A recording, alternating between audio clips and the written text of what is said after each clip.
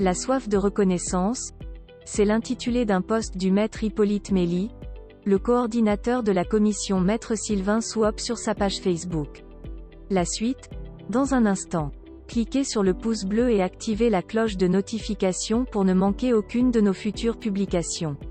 Voici les détails de son post dans son intégralité. Nous avons reçu beaucoup d'enseignements au cours du procès de Mamadou Mota.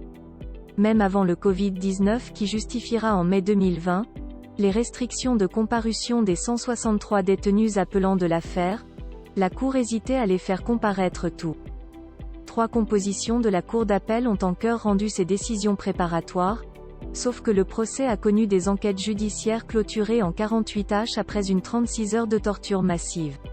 Rejette les demandes de mise en liberté, l'affaire étant en état, 17 janvier 2020. Il y a un an.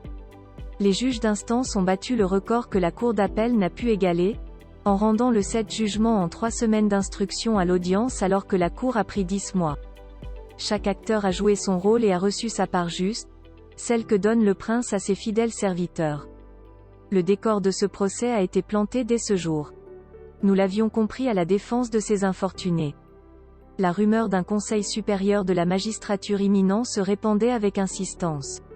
Quel magistrat, fonctionnaire, s'acquittant de sa tâche, comme dans l'armée, comme dans l'administration, était devenu fou pour sacrifier héroïquement sa carrière? Il la doit au prince, et rien qu'au prince.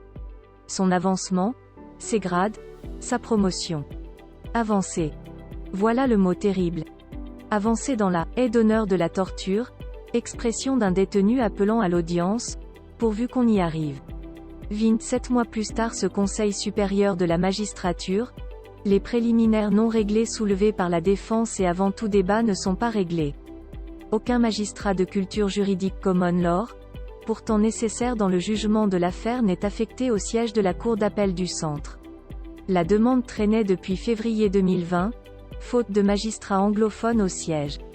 La défense comprend que sa première demande de composition multilingue de la Cour d'appel est rejetée. Les enquêtes judiciaires ont été conduites en la seule langue française, avec plus d'une centaine de suspects ne s'exprimant uniquement en langue anglaise, les jugements rendus en instance dans les mêmes conditions. C'était un tort pour la défense de croire que ce système de justice qui viole les droits linguistiques du justiciable sera amélioré en appel avec l'entrée en vigueur de la loi de décembre 2019 sur le multiculturalisme qui reprenait en des termes non ambigus les dispositions de la Constitution de la République, qui fait du français et de l'anglais, les 2 langues officielles, d'égale valeur. Rien ne changera à la collégialité composant la Cour. Sa présidente admise à la hors-hiérarchie et promue comme conseiller à la Cour suprême du Cameroun ouvrira les débats. Au parquet général, l'avocat général enfin promu après de longues années d'exercice de la profession de magistrat, et proche de la retraite, aussi promu, et affecté au siège de la Cour d'appel du Centre.